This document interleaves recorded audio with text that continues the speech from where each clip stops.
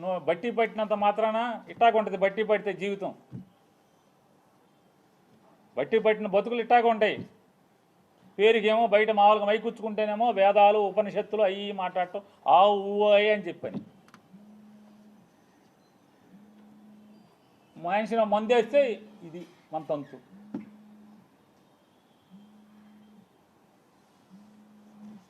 కామినేని శ్రీనివాస్ చిరంజీవిని పొగుడుతున్నాడు. ఆకాశానికి చెబుతున్నాడు చిరంజీవిని.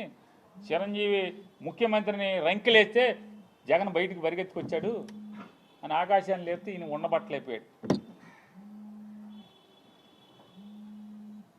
లేచిపోయి వెంటనే కామినేని శ్రీనివాస్ గారు సైకో అప్పుడు వచ్చారు కదా సినిమా వాళ్ళు అది ఇదని సాక్షాత్తు బాలకృష్ణ నాతో ఫోన్లో మాట్లాడాడు.